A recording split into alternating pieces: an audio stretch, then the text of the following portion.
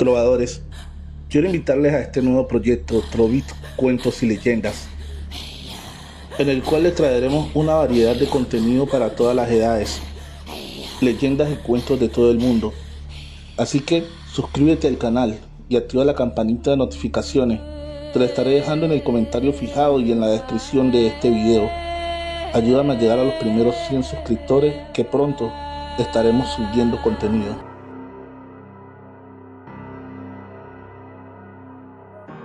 Rivalidad, escrito por Anaís Veloz. No querrás que te lo cuente. En la descripción, el link de su página de Facebook. Síguela. Sentí morirme aquel día 25 de octubre del 2014, pues la venda que yo mismo usaba para cubrir mis ojos finalmente se cayó. Siempre fui señalada por mis amigos, vecinos y familiares por la manera en que criaba a mis hijos, pues decían que era una madre sobreprotectora y hasta cierto punto chantajista con ellos. Pero había un porqué de todo esto. Mi esposo me abandonó después de negarme a dar en adopción a Manuel, pues mi niño había nacido con labio leporino y una pequeña discapacidad en una de sus piernas. Así que sabía que tendría que trabajar el doble para sacarlo adelante. Martín, mi primer hijo, salió igual a su padre, pues desde muy joven se volvió alcohólico y mujeriego. Al cumplir los 16 años ya era padre de unas gemelas y un varón. En cambio, con mi Manuel era diferente, muy trabajador y excelente estudiante. Pese a las burlas de la gente, él nunca se dio por vencido. Siempre nos vimos envueltos en problemas con los vecinos por los constantes robos de Martín. Todavía no lográbamos terminar de pagar en un lado para que nos lo denunciaran, cuando este cabrón volvía a hacer de las suyas.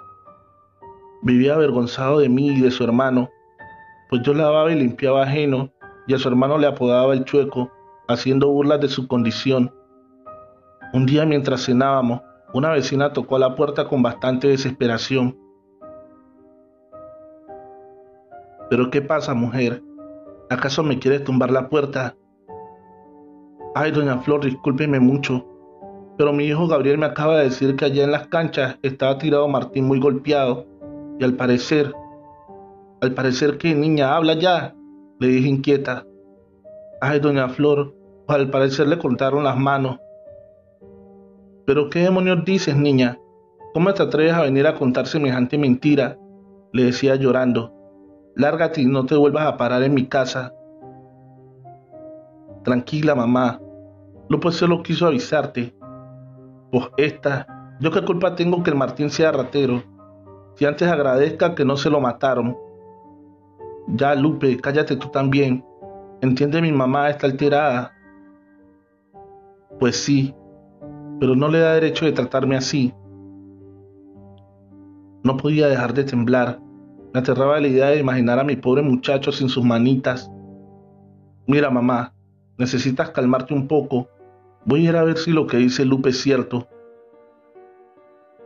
Ve, hijo, y por favor no vuelvas sin tu hermano. Mi hijo besó mi frente y emprendió camino en busca de su hermano. Pasaron los minutos y las horas, y yo tenía noticia de ninguno de ellos. Así que, cansada de esperar, tomé mis llaves y justo cuando me disponía a salir, sonó mi teléfono y al contestar: bueno, mamá. ¿Qué pasa, Manuel? ¿Dónde demonios estás? ¿Qué pasó con Martín? Mira, mamá, necesito que te vengas de inmediato aquí al hospital. ¿Pero qué pasó, Manuel? Aquí te explico, mamá. Salí a toda prisa y afortunadamente pude encontrar un taxi rápido. Al llegar al hospital, Manuel me pidió que me sentara, pues tendría que darme una mala noticia. Mamá, desafortunadamente lo que dijo la Lupe era cierto. A Martín le cortaron las manos y está bastante golpeado. No te contestaba porque tuve que donar sangre porque tuvieron que hacerle una cirugía de emergencia en ambas manos. Pero afortunadamente salió muy bien y ya está en recuperación, mamá. Sé que no será fácil, pero saldremos adelante. Mi corazón se partía en mil pedazos al imaginar lo que estos malditos le habían hecho a mi hijo.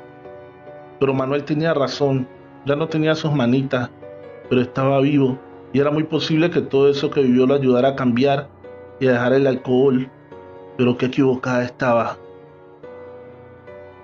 Martín se volvió peor, pues su resentimiento hacia nosotros y la vida se acrecentó. Se estaba dejando morir frente a nosotros, y eso provocó que también se echara a perder mi Manuel. Poco a poco se fue relacionando con ese tipo de gente, buscando la venganza que tanto le pedía a su hermano. La gente comenzó a notar los cambios en mi hijo, pues las camionetas, las joyas y los múltiples escoltas lo hacían tan evidente, y yo me quedaba callada por comodidad.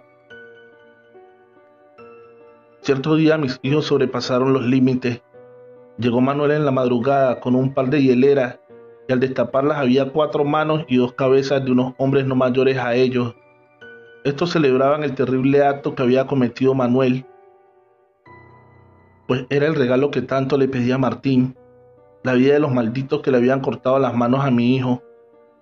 ¿Crees que te ves bien festejando la muerte de estos muchachos, Manuel?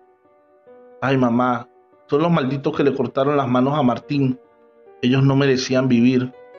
Y tú sí, Manuel. Pues sí, mamá. Yo solo me vengué de lo que le hicieron a mi hermano.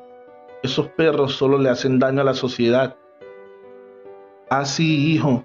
¿Y qué te hace tan diferente a ellos? Tú también vendes droga y lastimas a los que te deben o a los que son tus rivales. De veras que no te reconozco, Manuel. Y tú, Martín, ¿no te duele lo que has convertido a tu hermano? De veras que a ti te pasan las cosas y sigues igual. No entiendo en qué me equivoqué con ustedes. Me fue a mi cuarto llena de desilusión. Esos no eran los hijos que yo había criado. Estos eran un par de monstruos que no conocía. Sabía que tarde que temprano estos no terminarían bien. Manuel buscando siempre la aprobación y el cariño de su hermano, y Martín toda la vida con sus envidias y resentimientos hacia su hermano. Él buscaba culpables de todas las cosas que le pasaban a consecuencia de sus malas decisiones. Un día Manuel y su gente habían hecho el mejor trabajo de su vida, pues estos habían dado un gran golpe a un grupo contrario, obteniendo de aquel derramamiento de sangre algunos millones, casas, carros y drogas. Al enterarse, Martín le pidió gran parte de las ganancias. Este no se conformaba con que Manuel se hiciera cargo de sus hijos, de las cuentas de las múltiples cirugías y terapias y de las cuentas de la casa. Martín, lleno de rabia, le juró que se vengaría, y todos lo tomamos como una más de sus rabietas, pero esta vez no mentía. Manuel se fue muy molesto de la casa y Martín se fue a su habitación, así que yo hice lo mejor que sabía hacer, tomarme un par de pastillas para desconectarme de mi perversa realidad. Muchos dirán que el dinero lo es todo en la vida, pero se equivocan, pues te sabe a mierda después de ver en lo que el dinero te convierte. Desperté pasadas las 4 de la tarde. A una adormilada prendí la televisión mientras me preparaba un té, pero rápido llamó mi atención un boletín informativo de la Policía Federal, donde presentaban a la organización criminal más peligrosa del estado de Jalisco. Quedé en shock al escuchar el nombre, pues se trataba de la célula criminal que dirigía Manuel, mi hijo. Le pedí a Dios que solo su gente fuera la que había sido capturada, pero mis plegarias fueron interrumpidas cuando, amarrado de pies y manos, fue presentado a mi hijo como el líder. Decían que la captura se había llevado a cabo gracias a una llamada anónima, donde los habían alertado que ahí se encontraba Manuel, el jefe de sicarios. En ese momento entendí todo. Martín había cumplido sus amenazas y entregó a su hermano por unos cuantos pesos. Entregó al que se había metido en todo ese mundo de mierda y oscuridad por él. Lamentablemente, mi hijo fue asesinado al llegar a prisión, pues con el paso del tiempo se había hecho de múltiples enemigos, y estos, al saber de su llegada, lo golpearon hasta matarlo. Sé que se escuchará mal, pues soy su madre, pero estaba preparada para la muerte de mi hijo, debido a la vida tan acelerada que vivía. Para lo que no estaba preparada era para verlo morir por boca de su hermano. Martín no lo soportó y pagó para que lo asesinaran. Ahora me he quedado sola y la gran culpa es mía, pues siempre me dejé manipular por mis hijos y se me olvidó que la madre era yo. Hemos llegado al final de este episodio. Agradecería mucho que te suscribas al canal y actives la campanita de notificaciones. Deja tu pulgar arriba y un bonito comentario. Recuerda que en la descripción del video está el link de la página de nuestra querida escritora Anaís Veloz, Historias Macabras para no dormir y no querrás que te lo cuente. En la descripción de este video se encuentra el link de la página del autor del siguiente relato, Alex Morales Gómez. Síguelo. Elizabeth. Elizabeth llegó a vivir a aquel pueblo pequeño y tranquilo, de gente sencilla y trabajadora. Nadie sabía quién era ella, ni mucho menos su procedencia. Compró una de las casas más grandes del pueblo. Llegó con 2 empleados, al parecer una pareja de esposos. Ellos eran los encargados de todo, las compras, el aseo, las encomiendas. Elizabeth no salía de su casa para nada. Solo en las noches se le escuchaba hablar, reír y dar órdenes, ya que cada fin de semana celebraba reuniones con amigos. Amigos que no pertenecían al pueblo, venían de otros lugares, llegaban en autos costosos. A eso de las 10 de la noche, antes de las 3 de la madrugada ya se habían marchado. Nadie del pueblo llegó a asistir a una reunión de estas. Lo que sí se sabía es que en estas reuniones se consumían pocos alimentos. A pesar que se veía llegar muchas personas, en el supermercado se compraba pocos víveres, pero sí mucho alcohol, más que todo vino tinto. De lo que allí pasaba se especulaba mucho, que era un prostíbulo, que había trata de personas, que se vendían drogas. La realidad es que nadie sabía qué ocurría allí. La pareja de empleados no hablaban nada o eran mudos. Las compras siempre las llevaban escritas en un papel, así que nunca cruzaron una palabra con nadie. La vida seguía. Aunque aquellas reuniones habían acabado con la paz del pueblo, poco o nada se podía hacer, ya que estaba en su propiedad. Lo único era el ruido. Empezaron rumores que allí desaparecían personas. En el pueblo se hablaba del tema, pero hasta el momento ningún habitante se había reportado como desaparecido. En las noches hubo cambios extraños. En las noches de celebración se seguían escuchando gritos, pero a diferencia de otras noches que eran de festividad, se escuchaban gritos desgarradores de dolor y miedo. Las autoridades estaban preocupadas por esta situación, así que una mañana sin previo aviso llegaron a aquella casa. La pareja muy diligente abrieron la puerta, preguntaron por la señora, pero estos por señas le mostraron que dormía. La policía preguntó a qué horas podrían verla. Estos en el reloj señalaron a las 8 de la noche, así que la policía se fue y quedó de regresar en la noche. Así fue, a las 8 de la noche un par de agentes estaban parados en la puerta.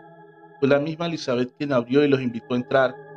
Era una mujer de unos 40 años, bella, reluciente, la más hermosa que hayan podido ver, dijeron los dos policías. Poco se sabe de lo que hablaron. De lo que sí es seguro es que los dos hombres salieron de allí convencidos que una mujer de esa clase no podía hacerle daño a nadie. La rutina en el pueblo siguió tal y como estaba, hasta que los moradores se acostumbraron a las fiestas de cada fin de semana. Se hizo algo tan común que nadie le prestaba atención. Pasaron meses y años. En el pueblo pocos le prestaban atención a la casa de Elizabeth y lo que allí podía pasar. Elizabeth solo se veía afuera en las noches. Cada día se veía más joven. Se podría decir que cada vez más rejuvenecida. Según los moradores, ya llevaba 10 años allí y cada día se veía más joven. Muchos decían que por eso no salía en la noche, para conservar su juventud. Todo seguía igual. La rutina del pueblo no cambiaba y lo que pasaba en fines de semana hacía parte de la rutina. El cambio fue todo lo contrario. Las reuniones dejaron de ser numerosas. Más aún, dejaron algún fin de semana de hacer reuniones. Algo estaba pasando. También porque empezaron a desaparecer personas del pueblo, jóvenes y niños.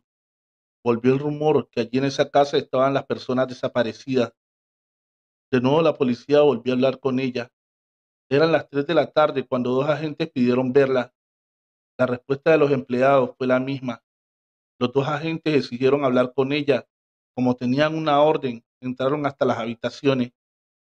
Lo que encontrarían allí los dejó sorprendidos y horrorizados. En la habitación principal no había una cama, había un ataúd. Sin saber qué hacer, la abrieron. Una gran cantidad de alimañas salió dentro del féretro, unos negros muy lujosos. Los dos policías retrocedieron mientras las alimañas llenaban la habitación. Para mayor horror, dentro del ataúd y bajo todos aquellos animales estaba Elizabeth. Se veía radiante. Los policías quisieron despertarla, pero estaba muerta. Se veía como si durmiera, como si estuviera en completa paz, pero no tenía pulso ni respiración. Esto era algo que no esperaban. Así que un policía se quedó custodiando el cadáver, mientras el otro iba a avisar a su jefe y a traer un especialista que revisara el cadáver. Este trámite se demoró, así que llegó la noche a la casa de Elizabeth. De un momento a otro, esta simplemente despertó. No podía ser. El policía estaba confundido. Solo vio cuando ella se paró del ataúd y le sonrió con cordialidad. Cuando llegó el forense, el otro policía y el jefe, Elizabeth y el policía charlaban alegremente en la sala. Los agentes le preguntaron a qué se debía el ataúd. Ella les aseguró que estaba preparándose, porque dentro de 3 días se moriría. Les confesó que ese pueblo ya no tenía nada que ofrecerle. Con sus encantos despidió a los agentes de la ley, sin dejarles tiempo de sugerir registrar la casa. Efectivamente, 3 días después, Elizabeth murió. Ya tenía la mejor bóveda paga en el cementerio del mausoleo más costoso. Los dos empleados la enterraron. En un papel escrito decía que no le hicieran ceremonia religiosa, ya que ella no era creyente. Fue enterrada así en silencio como llegó. Los dos empleados estuvieron un día más en la casa organizando, moviendo cosas aquí y allá. Al día siguiente no los vieron salir, solo desaparecieron. 2 días después la policía, sin saber qué hacer, entró a la casa. Los dos empleados estaban sentados en la sala muertos, con 2 incisiones en sus cuellos. Les habían chupado la sangre. Algo más extraño aún, eran mudos porque no tenían lengua. En alguna época de la vida se las habían cortado. Fueron enterrados al lado de Elizabeth, ella solo con este nombre y la pareja con un NN. Nadie sabía sus nombres. Aquella casa quedó abandonada, ya que nadie sabía de dónde había aparecido aquella mujer, pero los ruidos siguieron, no los de festividad en vida de Elizabeth, sino gritos y llantos lastimeros. No solo era uno, no en momentos de la noche, toda la santa noche. Era como vivir un infierno. Fue así que las autoridades debieron tomar cartas en el asunto e ir a revisar la casa. Todo se veía en completa normalidad, pero en un trasfondo, un piso cubierto en la habitación de Elizabeth, hicieron un hallazgo terrorífico y sangriento. Encontraron bajo ese piso más de 32 cadáveres, algo que no cabía en la mente de nadie. En verdad, en ese tiempo allí se cometían asesinatos en la propia cara de las autoridades. 4 años después, cuando fueron a sacar los restos mortales de Elizabeth y sus empleados, otra sorpresa los esperaba. En el féretro de ella no había nada, solo el ataúd vacío. En el de los dos empleados pululaban las alimañas, arañas, sapos y serpientes. Era un espectáculo aterrador e inexplicable. El sacerdote no permitió sacar los ataúdes. Allí permanecen hasta el día de hoy, aunque eso hace muchos años. Todavía se habla de esta historia en el pueblo. Algunos aseguran que ven llevar a Elizabeth a dormir en el día a su tumba. Hemos llegado al final de este episodio. Agradecería mucho que vayas a la descripción de este video y sigas la página de nuestro querido escritor Alex Morales Gómez, Terror y Misterio. El Indio Condenado, escrito por Lunita Azul, Laura A.B., la bloguera del terror.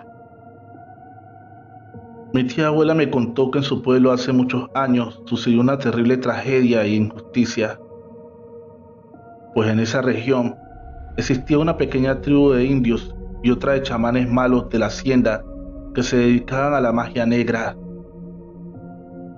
Dentro de la región, un día llegaron unos hacendados a habitar la vieja hacienda de Guadalupe. Era una familia con dos bellas señoritas, Ángela y Rosa. Ambas eran hermosas, pero Ángela, tributo a su nombre, parecía un ángel. Poco tiempo después, Ángela, cortando flores en el campo, conoció a Camilo, un indio de esa tribu, e inmediatamente se enamoró de ella. Con su dulzura lo saludó amablemente y se hicieron amigos, tanto que se frecuentaban de diario. Pasando el tiempo, los dos se enamoraron, pero como es de saberse, era un amor prohibido, dividido por las diferentes castas y clases sociales. Un día el padre se enteró del romance, y como Ángela estaba decidida a enfrentar su amor, lo mandó a asesinar de la forma más cruel, torturándolo y encadenándolo hasta morir, sin antes lanzarle una maldición con la ayuda del brujo de la hacienda. Tu destino será vagar por la eternidad con estas cadenas que cargas ahora. Una vez que invité a mis amigos y llegamos a casa de la abuela, pues era su cumpleaños y fuimos aquella vez. Le conté la leyenda y como todo joven curioso junto a mis amigos, nos aventuramos a investigar. Nos dirigíamos en mi auto a la vieja hacienda. El camino estaba muy feo y sin alumbrado público, pues según los hogareños de ese lugar lo abandonaron, pues dicen que desde esos acontecimientos empezaron a suceder cosas extrañas, como muertes repentinas, enfermedades, mala suerte y pérdidas económicas. Por eso la hacienda quebró. Bueno, nos dirigimos a la vieja hacienda llamada de Guadalupe. Pronto llegamos al lugar y con un mazo rompimos el candado del portón de la entrada. Nos adentramos con el auto y llegamos a la puerta principal de la entrada de la casa. Yo, como joven escéptico y burlándome de la situación, exclamé: ¿Ya ven? No creo que aparezca nadie, pero vamos a explorar. Nos adentramos a la casa. Se observaba toda sucia, llena de polvo, con un ambiente lúgubre, de odio y sobre todo de sentimientos de tristeza. Al bajar al sótano sentí claramente la vibra como si me hubieran transportado al pasado, con ese ambiente de odio, y en ese momento comprendí que tal vez ahí había sido donde pasó lo sucedido con aquel indio. Eran casi las 12 a.m. Les dije a mis amigos: ya vámonos, que estoy sintiendo mucho frío. A lo que ellos asintieron con la cabeza.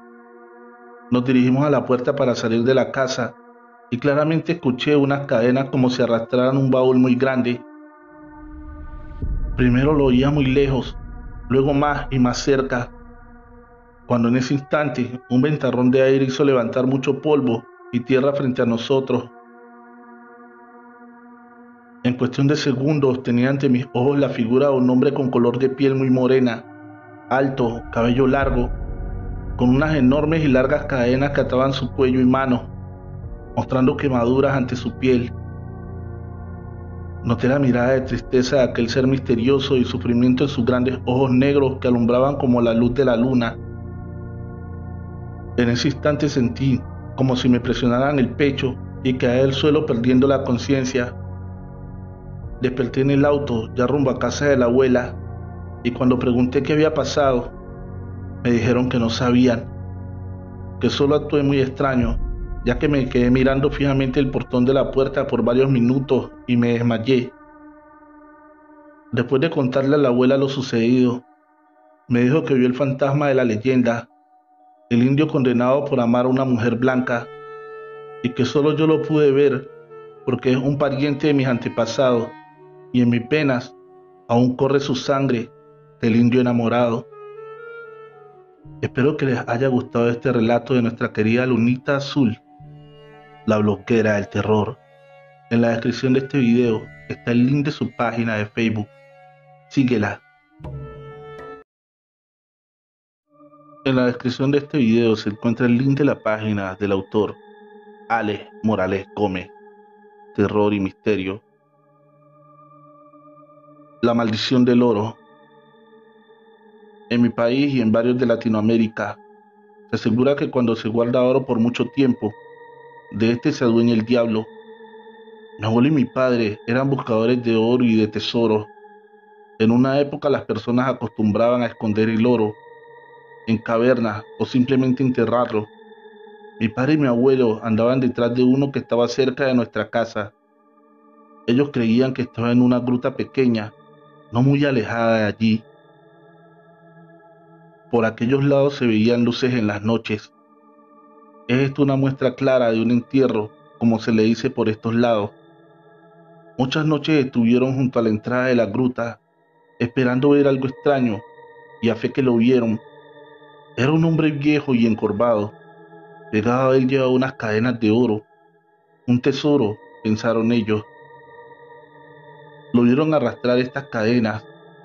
Se le veía cansado, aunque no le pudieron ver su cara. Su actitud de tristeza se notaba. Lo siguieron y lo vieron entrar en la gruta. Allí en un punto específico, desapareció. Ellos de inmediato sacaron sus herramientas y fueron a cavar allí. Cuando dieron el primer golpe, un temblor inexplicable y un rugido atronador llenó todo el recinto. Se quedaron un momento estáticos sin saber qué hacer o de dónde provenía aquello. Un golpe más de su pica y el rugido volvió con más fuerza. La gruta amenazaba con venirse abajo. Ellos salieron corriendo. Al estar en la salida, escucharon una voz lastimera. ¡Ayuda! La voz era suave, pero con decisión. En ella se escuchaba ese dejo de tristeza y dolor. Ellos corrieron, porque a pesar de la voz ser lastimera, también tenía un tinte terrorífico. Esa voz no era de alguien de este mundo. Aunque aterrados por lo que vieron esa noche, querían sacar el oro que creían había allí. Así que consultaron a un anciano que había sido un gran buscador de tesoros. Bueno, al menos tenía los conocimientos porque nunca pudo dar con uno. Subieron a su humilde casa. Este les explicó que ese que vieron era Pachito, un hombre que toda su vida sacó oro en los riachuelos. No era mucho lo que conseguía, pero sacó oro toda su vida. Lo atesoraba con celo para dejárselo a su familia. Como desconfía de que sus hijos lo gastarían, lo dejó en aquella gruta escondido, pero por su avaricia de guardar y guardar, le llegó la muerte y no alcanzó a decirle a sus hijos lo del oro. Murió en la total pobreza. Con los años empezaron a ver su alma en pena cuidando el oro. Esto que hizo toda la vida, lo seguiría haciendo por toda la eternidad. Como se cree que el oro con el tiempo, el diablo se adueña de él y también del alma de quien fue su dueño. El oro es la perdición de esa alma. Es el diablo quien cuida el oro para que nadie lo encuentre. El alma de Pachito lucha contra esto, esperando que alguien se lo lleve y lo deje descansar en paz. Les aseguró que no eran ellos los únicos que habían dado con la pista del oro, ni tampoco serían los últimos. Les dijo también que había una manera de sacar aquel tesoro, solo si tenían buenas intenciones. Debían ser un número de personas impares, no uno, de 3 en adelante, todos mayores de edad y bautizados por la iglesia. Debían ir jueves santo a amanecer a viernes. En un momento de estos, pasada la medianoche, el diablo abandona todas sus riquezas materiales de la tierra y sale a llevarse almas, ya que la creencia dice que en ese momento Jesús está muerto y no puede ayudar a esas almas. Ahí podrán ver la riqueza de Pachito, y si las personas son de un alma pura, o al menos no tienen pensado hacer el mal con ese oro, lo podrán llevar, o al menos lo que logren sacar antes de que cante el primer gallo. Pero si su alma tiene malas intenciones, lo podrán ver, pero nunca lo podrán sacar de allí. Mi padre y mi abuelo llamaron a otro hermano de mi padre para que los acompañara en la próxima Semana Santa a aquella labor. Así lo hicieron. Pasadas las 11 ya estaban dentro de la gruta, esperando los acontecimientos. Fue así que a plena medianoche, la gruta cambió por completo. No era un poco, toda la gruta estaba cubierta por oro. No cabía una pepita más de oro. En un rincón se veía algo como un ave. Era más una sombra. Era el alma de Pachito. Su voz así lo denotaba. Ayúdame. Llévense todo, por favor. Sálvenme. Era la misma voz de la otra noche. Iban a empezar a sacar el oro, cuando mi tío dijo, ahora sí que saldremos de pobres. Esta sola frase hizo que todo el oro que cubría la gruta se volviera polvo. Esa ave, o alma, fue atada por grandes cadenas, ya no oro, sino simples cadenas de hierro oxidado, cadenas que lo llevaban al fondo de la tierra. Mientras eso, lo que fuera gritaba desesperado. Su voz era desgarradora y la más triste que ellos pudieran haber escuchado. No pasaron 3 minutos para que todo volviera a ser como antes, el interior de una simple gruta. Cada año mi abuelo y mi padre volvieron a la gruta con personas diferentes, esperando volver a encontrar el tesoro, pero nunca más lo volvieron a ver. Consultaron de nuevo con el anciano. Este les dijo que cada año se muestra a ojos nuevos. Quienes ya lo vieron, nunca más lo volverán a ver. Ese oro le pertenece al diablo. Trovadores, en la descripción de este video se encuentra el link de la página de Alex Morales Gómez, autor del siguiente relato. Síguelo. Donde vive el pecado. Una pareja con 2 niños compraron una casa que había pasado mucho tiempo abandonada. Se decía que en una época lejana había sido una casa de prostitución. Era una gran casa con lindos jardines. La familia estaba feliz por aquella compra. Los nuevos dueños conservaron la estructura original y dejaron la casa tal y como era, una verdadera obra maestra. Muchas habitaciones y pasillos, afuera grandes jardineras, y aunque entre la maleza aún se conservaban florecidas, en poco tiempo la familia volvió la casa habitable. Más que habitable, la dejó impecable. Era un gusto ver aquel lugar, por tanto tiempo abandonado, ahora volviendo a la vida.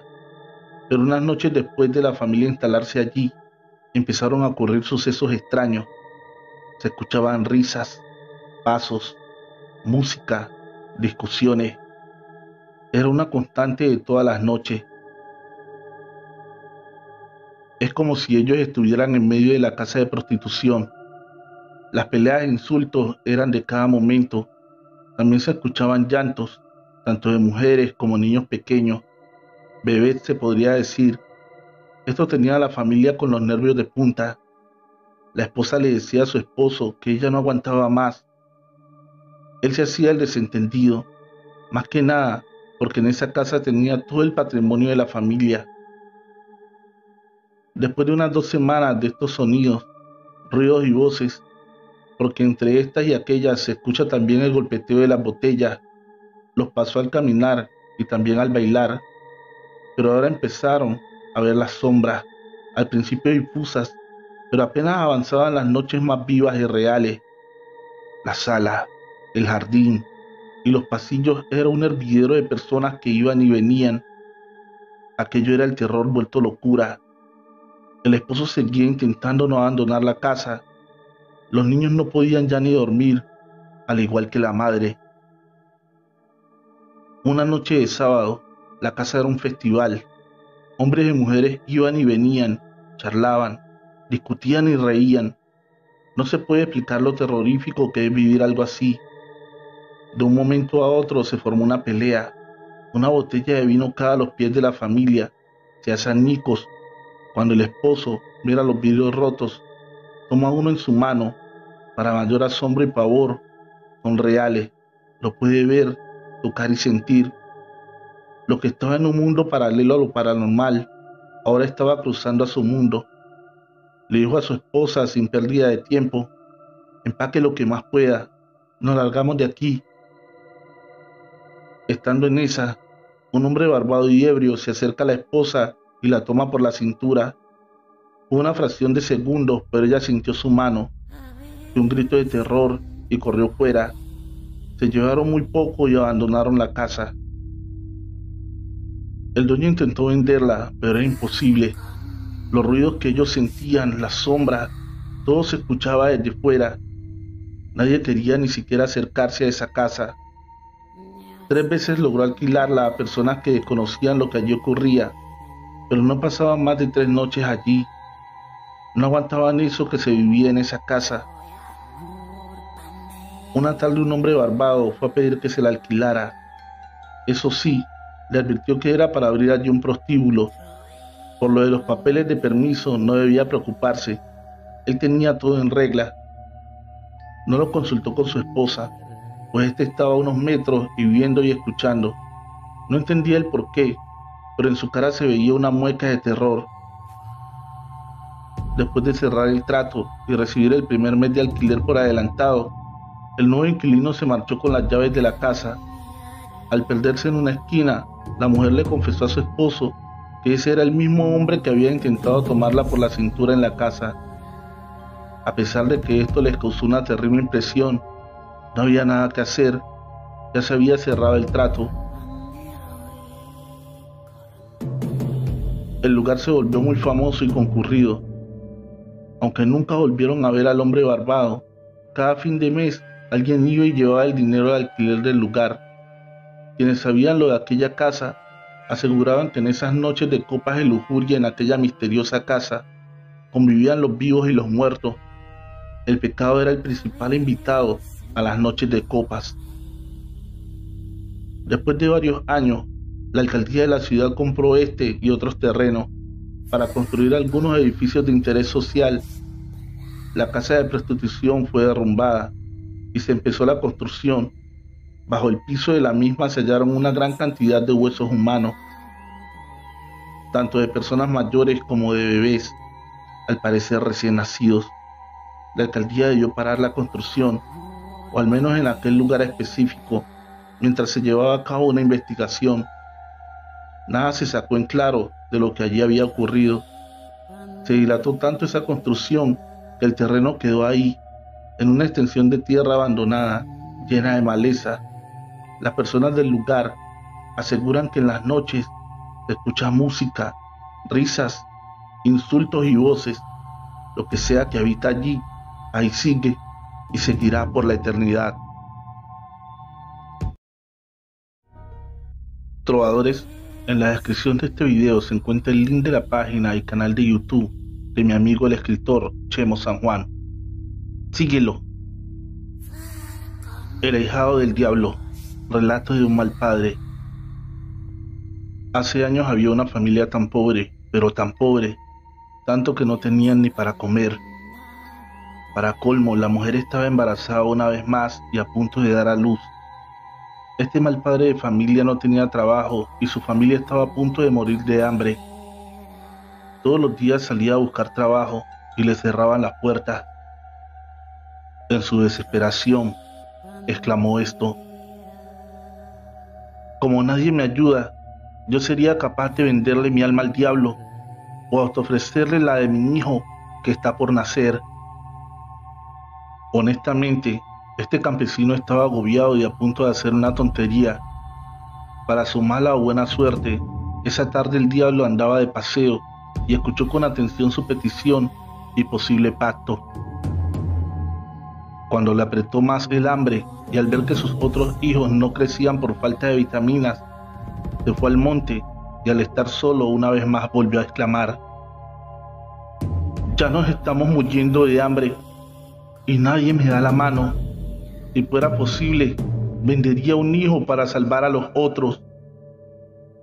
En ese instante, de atrás de un gran árbol salió un señor extraño.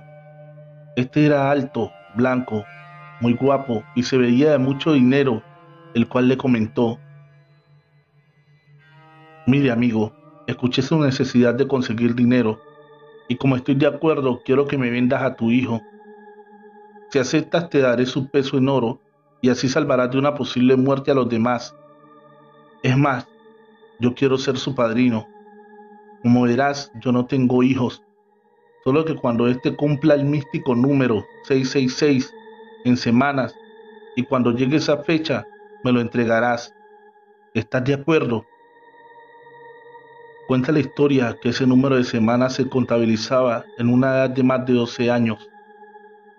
Incrédulo el padre y en total desesperación aceptó sin consultar a su mujer, pues el hijo que pedía el diablo era el único que no estaba bautizado, el que estaba a punto de nacer. Al amanecer en la puerta de la miserable casa aparecieron 3 kilos de monedas de oro, todas de una excelente calidad y quilatajes. Allí el mal padre comprendió que ese ser que se apareció era ni más ni menos que Satanás, el engaño humano, y el pacto ya estaba en proceso. El hombre después de 12 años le contó del pacto a su mujer y le convenció de que el niño estaría bien y en buenas manos, y como ya habían recibido suficiente para educar a los hijos, vivir entre comodidades y comprarse una casa, se llegaba la hora de que el ahijado creciera con su padrino el diablo. La madre, como no queriendo, aceptó y con miedo le contó al niño de este pacto. Ni modo, hijo, ya te vendimos con tu padrino el diablo y tu madrina, quien es yegua, un caballo hembra de color negra que siempre camina junto a él, quien también fue vendido al diablo a cambio de oro, y este se casó con ella. Espero nos comprendas, gracias a ti nos salvamos de morir de hambre, ahora él por ti vendrá, ya se llegó la fecha de pagar el pacto. Así de cruda, la madre le expresó esto al niño. El muchacho se puso triste y se echó a llorar. No podía creer cómo es que lo habían entregado al devorador de almas y hombre al gran demonio. Esa noche, como siempre, se puso a rezar y exclamó: Tú eres mi único Padre, gran Dios Todopoderoso, y solo te pertenezco a ti. Te ruego por favor no permitas que ese ser maligno me lleve y maldiga mi alma. Cuentan que esa noche, al ver la tristeza del Hijo de Dios, del cielo bajó un ángel a consolarlo y a decirle: Este mensaje es de Dios Padre. Tú no tienes la culpa de sacrificarte por tu familia, como Cristo lo hizo por la humanidad, pero lamentablemente tus propios padres te vendieron. El niño triste decía: ¿Cómo va a ser esto posible? No creí que los que me amaban me vendieron. El ángel contestó: Sí, hijo, ahora tu padrino es el diablo y tu madrina es ese caballo hembra color negro que monta y también fue vendida por un humano en total desesperación, y en breve vendrán por su ahijado. Pero no estás solo. Tu Padre Dios Todopoderoso te manda un regalo. Esta es una soga de 12 nudos que está bendecida celestialmente, y con esta soga le darás 9 latigazos a quien venga a reclamar tu alma o el pago pactado. A la semana tocaron la puerta y era una yegua negra que con voz humana replicó: Buenas noches, compadre. Vengo por mi ahijado. Me manda su compadre el diablo. Él ya cumplió y ahora exigimos el pago. El niño no se despidió de sus padres y triste se encaminó a su muerte prematura y a la perdición de su alma. Dicen que en el bosque la tierra se abrió para que entrara el mal, y en ese momento el niño sacó la soga y le dio de latigazos a su madrina la yegua, quien salió muerta de dolor y miedo y huyó entre la oscuridad. El niño, a pesar de ser muy joven, era valiente de corazón, pero allí no acabó todo. Cuando el niño pretendía huir, se le apareció el diablo y extrañado este le dijo: Creo que te llevaré yo a tu nueva casa al infierno, ahijado. ¿Por qué no viene mi madrina, padrino? Este extrañado contestó: No puede, ella de repente enfermó y no se puede incorporar. Más tarde veré qué le pasó, ¿ok?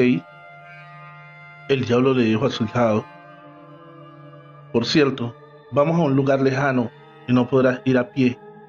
Y en ese momento el diablo se convirtió en un toro negro pura sangre para que el niño lo montara. Pero antes de montarse, el niño volvió a sacar la soga bendita y le dio otros 9 latigazos a su padrino, el mismo diablo. Y este, muerto de dolor ante tal objeto celestial, no pudo con eso y retornó por donde la tierra se había abierto. Estos latigazos duraban décadas en borrarse y desde entonces jamás pudieron reclamar como pago el alma del inocente niño. Comenta la gente del pueblo que de la noche a la mañana esta familia desapareció por completo. La casa se destruyó, las tierras se secaron y sus animales se murieron, y desde entonces quedaron malditas, y algunos al pasar por allí de noche escuchan cómo las almas son atormentadas por el diablo después de que no cumplieron su pago con el señor Satanás, o al menos eso es lo que la gente cuenta. Gracias. Relato escrito y adaptado por Chemo San Juan.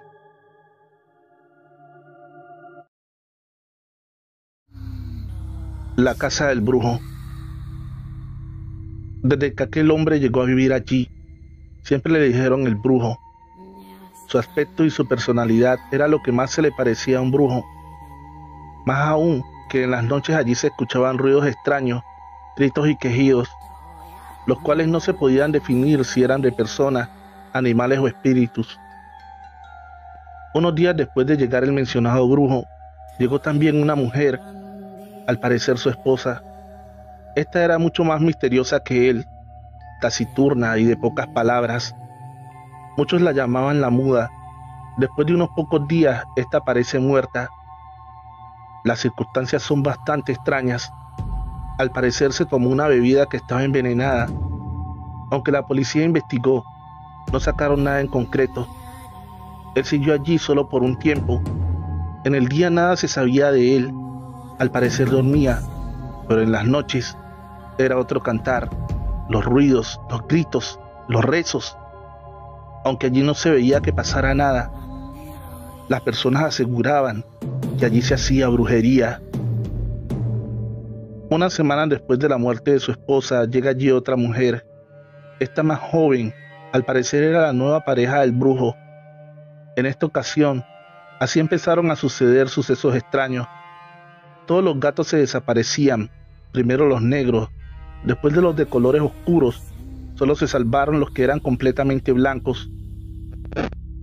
Después de la medianoche en los tejados se escuchaba un gran animal correr, muchas veces volar, un aletear de algo tan grande que no podía ser un animal. Las personas, a pesar de no tener pruebas, acusaban al hombre de semejante y macabra matanza. Aunque todos en la vecindad hablaban del brujo, nadie se atrevía a confrontarlo, le temían. La segunda mujer o esposa también amaneció un día muerta. Esa noche sí que hubo revuelo en la casa del brujo. Gritos, quejidos y un bramido como el de un animal herido. Ese ruido no era ni humano, ni de un animal, era el mismo demonio. La mujer amaneció muerta y se dijo que era un paro cardíaco, algo bastante improbable por la edad y contextura física de la mujer. Pero ese fue el dictamen médico. Las personas no aguantaban más. Las personas lo querían sacar de allí. En esos días después de la muerte de la segunda mujer, empezaron a desaparecer los perros de la vecindad y los alrededores. Las personas no aguantaban más, así que una comitiva fue a casa del brujo. Armados con palos, antorchas y cruces, lo obligaron a salir y a que confesara ser brujo. Él lo negó. Quiso entrar de nuevo en casa. Las personas estaban enardecidas. Lo obligaron a confesarlo ante la cruz y besar el crucifijo. Asimismo, negar al diablo. Este lo pensó un rato, pero al ver las personas como estaban, lo hizo. Besó la cruz y reafirmó su creencia en Dios. Las personas se marcharon a casa satisfechos. Esa noche, pasada la medianoche, se escuchó aquel bramido, el de algo que no era de este mundo, algo que tenía que ser el demonio. Porque ninguna persona o animal son capaces de emitir semejante bufido. También las personas sabían que cuando éste lo escuchaba, había un muerto. Lo que no pensaban es que el muerto sería el mismo brujo. Solo en la tarde del siguiente día, alguien se percató por una ventana que había un cuerpo colgado de una viga que había a la entrada en la puerta principal. Se llamó la policía. La investigación dice que el hombre se colgó por la presión de la comunidad. pero la realidad es que la viga era bastante alta para que él pudiera colgarse solo. La policía llegó a esa conclusión, porque la casa estaba cerrada con llave, dentro no había nadie más. Las personas de la vecindad aseguran que fue el mismo demonio que lo asesinó por negarlo y besar la cruz. Aquella casa se alquiló una y otra vez, pero siempre a sus ocupantes les ocurría alguna desgracia, ya fuera muerte, enfermedades o malos negocios que los llevaba a la quiebra. También aseguraban que veían un hombre alto y de negro parado en la puerta en las noches. Según describían, era el brujo. La casa permaneció un tiempo sola hasta que una mujer la compró. Llegó allí a vivir con sus hijas y su esposo, pero este pronto la abandonó por una mujer mucho menor que ella. Las personas le comentaron lo del brujo y que esa casa estaba maldita. Ella al principio no creyó en esas cosas, pero cuando empezaron a suceder cosas extrañas, debió creer por obligación. Pero ella ya era la dueña y era difícil venderla con semejantes referencias. Lo que hizo fue remodelarla. Levantó todo el piso en donde quedaba el cuarto de baño, en 3 losas por debajo, algo bastante extraño. Encontraron unos polvos negros en una caja. Los encargados de la construcción no sabían nada de lo que ocurría allí, así que simplemente botaron esto a la basura con los escombros. La casa se remodeló y la mujer empezó a vivir en relativa calma. Aunque ella y las niñas dicen que allí hay alguien, no solo sienten la presencia. Mientras las luces están encendidas no pasa nada, pero en la oscuridad mueven sillas, pasos, rompen trastos en la cocina. Hay sombras que le susurran a las niñas. La mayoría de veces no se entiende qué es lo que dicen, pero es una voz bastante tenebrosa. Desde entonces, esta mujer y sus hijas siempre duermen con todas las luces encendidas. No saben qué hacer con aquello, cómo vivir con seres del más allá. Trovadores, en la descripción de este video se encuentra el link de la página del autor de la siguiente historia, Ale Morales Gómez. Síguelo. Encuentro de brujas. Nací y crecí en San Rafael, un pequeño pueblo en el oriente antioqueño. En Colombia, es un pueblo reconocido por sus ríos cristalinos. De allí viene el nombre por el que es conocido en el mundo turístico, embrujo de aguas cristalinas. Esta palabra embrujo tiene la connotación de magia, pero también de brujería. Hablar de brujas y aquelarres se hace de forma jocosa y burlesca. En mi pueblo desde niño, escuchamos hablar de las brujas y cómo éstas molestaban a mis tíos, padres y abuelos. No los dejaban dormir, se les subían en el pecho, corrían por los tejados y todo lo que se dice de las brujas. Yo de niño les tenía el pavor, más aún que mi madre siempre nos amenazaba con estas. Lo más real que viví con las brujas fue sus risas en los tejados. Cuando cumplí los 18 años, la mayoría de edad en mi país, empecé a tomar licor y a salir de fiesta. Aunque mi madre me recriminaba el consumo de licor, mi padre intervenía y le decía que me dejara ser hombre. Siempre salíamos al pueblo los fines de semana, pero en algunas ocasiones íbamos a veredas. Un sábado una amiga que cumplía 15 me invitó a su celebración. Esta se llevaría a cabo en una vereda llamada Las Camelias. Es muy conocida por el tema de las brujas y los espantos. Ya antes narré una historia de las muchas que se cuentan allí, pero esa hace parte de otra historia. La que nos toca hoy es esta. Llegamos a la celebración, muchos jóvenes de nuestra edad. A eso de las 12 terminó todo. La celebración se llevaba a cabo en un salón comunal. De allí debíamos ir a la casa de la compañera, donde dormiríamos otros 2 amigos y yo. Debo confesar que iba bastante ebrio. La noche era bastante oscura y fría. En un momento dado, me perdí de las otras personas que iban en el camino. Estaba en un lugar que no conocía. A pesar de esto, busqué un gran árbol. Me senté y me dispuse a dormir. Ya en cualquier momento me buscarían. Al poco tiempo me quedé profundamente dormido. Desperté cuando alguien me llamaba. Alex, Alex, Alex, despierta. Abrí mis ojos, pero allí no había nadie, solo oscuridad. Traté de ubicarme, pero seguía en un lugar extraño. Me despabiló con la intención de seguir algún camino, cuando a unos 20 metros o algo así, veo 6 mujeres desnudas. Las veo danzar alrededor de un pequeño muñeco, un becerro o un carnero. Bailan y cantan en un idioma que no entiendo, porque estoy muy ebrio o porque es una lengua extranjera. Voy a acercarme a ver qué pasa, cuando noto algo extraño. El becerro iba aumentando de tamaño. Quedo ahí plantado, aterrado, aterido, yerto. El becerro crece hasta ser más grande que un hombre. De un momento a otro da un bufido infernal. De su boca sale una llamarada de fuego. Las mujeres dan algunos gemidos de contenido erótico, como si estuvieran teniendo un orgasmo. El ambiente se hace más denso, la noche más oscura. Una niebla negra cubre todo, un olor a azufre. Las mujeres siguen en ese trance mientras el becerro demonio da bufidos tan tenebrosos que yo tiemblo como un niño.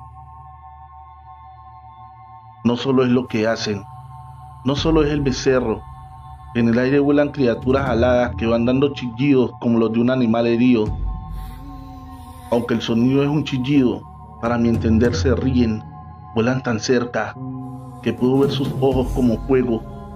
Parecen murciélagos, pero tan grandes como un perro. Sus garras suenan cuando rozan las ramas de los árboles. Busco un lugar a donde huir, pero estoy en una reja de esas criaturas demoníacas. En ese momento, noto que son estas las que hacen más oscura la noche. Los hay por millares. En un momento las criaturas se elevan y se van perdiendo en la oscuridad. El becerro se va haciendo más pequeño hasta volver a su estado original. Las mujeres caen al suelo, pero siguen despiertas, porque dan suspiros al parecer de felicidad. Unos minutos después se ponen de pie y vuelan por los aires, dando risotadas, risotadas de felicidad, pero a mis oídos son tenebrosas. Todo lo vivido esa noche me tenía aterrado, pero verlas volar y reír me hizo perder el conocimiento. Desperté cuando una voz me llamaba. Alex, Alex, Alex, despierta. Abrí los ojos y vi a la hermana de la quinceañera. Ya el sol alumbraba en el alto cielo. Esta me preguntó qué me había pasado, con cierta sonrisa en los labios, como dándome a entender que lo sabía todo. En ese momento caí en cuenta que era la misma voz la que me había despertado las 2 veces. No quise responder nada. A pesar de que la joven del cumpleaños me gustaba, no quise volver por allí. Lo vivido esa noche fue verdadero terror. Después supe que lo que presencié es lo que llaman un aquelarre. Después de saber lo que era, el terror de lo visto, de lo vivido, vuelve a mi ser y acelera mi corazón. Notificaciones. Trovadores, en la descripción de este video se encuentra el link de la página de Alex Morales Gómez, autor del siguiente relato. Síguelo. Donde vive el pecado. Una pareja con 2 niños compraron una casa que había pasado mucho tiempo abandonada. Se decía que en una época lejana había sido una casa de prostitución. Era una gran casa con lindos jardines. La familia estaba feliz por aquella compra. Los nuevos dueños conservaron la estructura original y dejaron la casa tal y como era, una verdadera obra maestra. Muchas habitaciones y pasillos, afuera grandes jardineras que, aunque entre la maleza aún se conservaban florecidas, en poco tiempo la familia volvió la casa habitable. Más que habitable, la dejó impecable. Era un gusto ver aquel lugar, por tanto tiempo abandonado, ahora volviendo a la vida. Pero unas noches después de la familia instalarse allí, empezaron a ocurrir sucesos extraños. Se escuchaban risas, pasos, música, discusiones. Era una constante de todas las noches. Es como si ellos estuvieran en medio de la casa de prostitución. Las peleas e insultos eran de cada momento. También se escuchaban llantos, tanto de mujeres como niños pequeños, bebés se podría decir. Esto tenía a la familia con los nervios de punta.